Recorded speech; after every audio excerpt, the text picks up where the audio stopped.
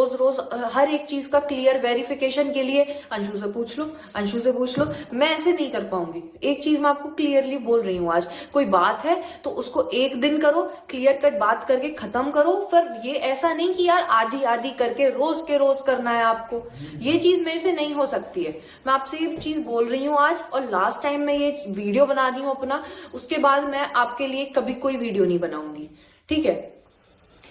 आज जो बात हुई मैं उसकी बात करती हूँ। जैसे कि आज आपने मेरी रिकॉर्डिंग लीक कर दी है ना, आपसे जो मैंने बात करी, मैं अपना फीलिंग्स बता रही, मैं आपसे अपनी बात शेयर कर रही, आपने वो चीज सोशल मीडिया पे डाल दी, ठीक है। उसके लिए मैं आपको एक चीज बोलूंगी, आपको किसने अलाउ किया? आपने मेरा कंसेंट लिया कि अंशु मैं तेरी ये जो रिकॉर्डिंग है इसको मैं डाल दूं? आपने मेरे से पूछा?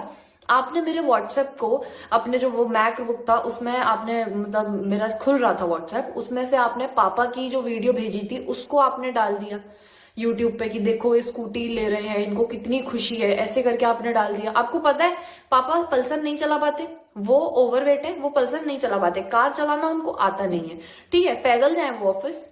एक चीज ये बता दो मेरे को आप, है ना। और पहली सबसे चीज यही बोलूंगी मैं आपको, परमिशन किसने दी कि आप ये सारी चीजें डाल दो? आपको मेरी प्राइवेसी मतलब थोड़ी सी तो रखनी चाहिए ना भाभी, मेरी नहीं सबकी। आप सबकी रिकॉर्डिंग करते थे घर में, मम्मी अगर अपना दुख बांट रही है, भैया के जाने के बाद वो अपनी बातें कर रही हैं मौसी से, या फिर पापा हैं जो किसी से बात कर रहे हैं, आपको उनकी हर चीज की रिकॉर्डिंग क्यों चाहिए, क्यों रखनी है? आप फिर ये कहती हो कि मेरी तो कोई बात ही नहीं मानेगा, मेरी कोई बात ही नहीं मानेगा अगर मैं रिकॉर्डिंग्स ना रखूं तो। एक चीज बताओ कि आपके पास मतलब आपके दिमाग में ये सारी चीजें पहले से प्री प्लान थी क्या कि मैं ये सारी चीजें बोलूंगी तो कोई मेरी बात नहीं सुनेगा, इसलिए मेरे को ये सारी चीजें आज रिकॉर्ड करनी पड़ेंगी? क्यों कर रहे हो? आपने उनसे पूछा क्या?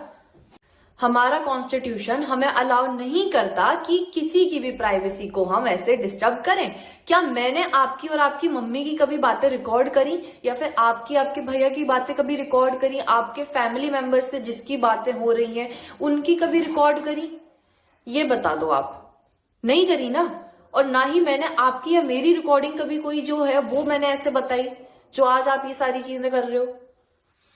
एक यार इस चीज का भाभी आपको थोड़ा सा ध्यान रखना चाहिए, क्योंकि इस चीज से पहले ही मेरे को बहुत प्रॉब्लम आ चुकी है। मेरा जो स्कूल में एडमिशन हुआ था उससे मेरे को निकाल दिया गया, क्योंकि आपने जो पापा की रिकॉर्डिंग डाली थी उस व्हाट्सएप में उस लड़की का नंबर दिख रहा था जो जिससे मैं कल या परसों मिली हूँ, और उस लड़की के पास इतने कॉल्स पे कॉल्स आ रहे थे, 100,000 कॉल्स आ रहे थे उस लड़की के पास कि मतलब अंशु से बात करा दो, अंशु से बात करा दो, आप उसके फ्रेंड हो क्या। उस चीज की वजह से मेरे को मेरे स्कूल से भी निकाल दिया गया। वो चीज भी मैंने कभी नहीं ऐसे यूट्यूब पे भी नहीं लेकर आई मैं उस चीज के लिए, ना मैंने कभी कुछ बोला आपको। पर लेकिन अब ना आप अपनी लिमिट से बहुत ज्यादा कर रहे हो। अब अपने सारी लिमिट्स पता है क्रॉस करनी है तो मेरे को बोलना पड़ रहा है, क्योंकि अब मैं सच में आपसे इतना प्यार करती थी, मैंने आपसे कभी मतलब आपके अगेंस्ट भी बात नहीं करी, पर लेकिन अब आप इतनी सारी चीजें कर रहे हो कि मेरे को बोलना पड़ रहा है। और मैं ये रोज रोज का कंट्रोवर्सी का नहीं कर सकती हूँ। अगर कोई बात होगी अब तो वो सारी बातें पुलिस के सामने होंगी या फिर कोर्ट में होंगी, वहां पे बात करो। यहाँ पे यूट्यूब पर रोज के रोज क्यों ऐसे करना है?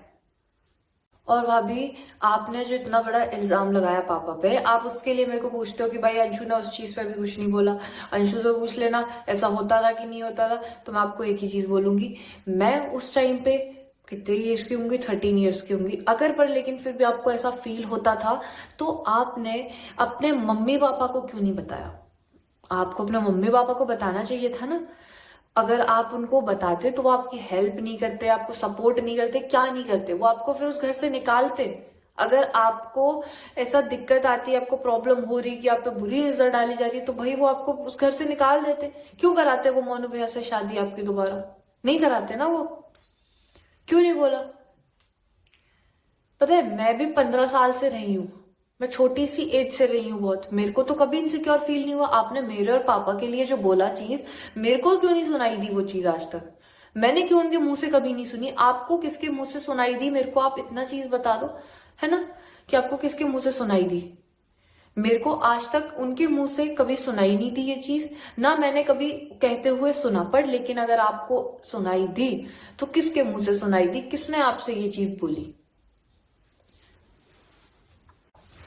अगर भाभी, अगर आपको इतना इनसिक्योर फील होता था, इतनी सारी चीजें आपके साथ होती थी, तो फिर अगर आप अपने मम्मी पापा को बोलते ना, तो वो आपकी शादी कभी वापस नहीं कराते मोनू भैया से, है ना। उस घर में नहीं कराते जहाँ पे मतलब उनकी बेटी को इनसिक्योर फील हो रहा है। फिर क्यों आपकी मम्मी ने आशु भैया के जाने के 3 दिन बाद ही बोल दिया कि मेरी बेटी को चूड़ी पहना लो। कम से कम यार इतना तो सोचना चाहिए था कि क्या माहौल हो रहा है, क्या चीज चल रही है अभी, क्या मतलब उन्होंने भी खोया है अपना, पर लेकिन बाकी लोगों ने भी तो खोया है भैया। हमारे भी तो कुछ लगते थे, वो किसी के बेटे लगते थे, किसी के भाई लगते थे, है ना, कुछ तो लगते थे ना।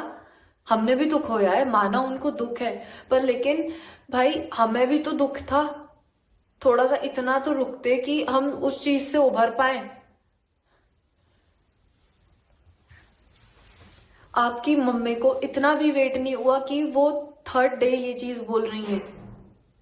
सूरज भैया की जो रिकॉर्डिंग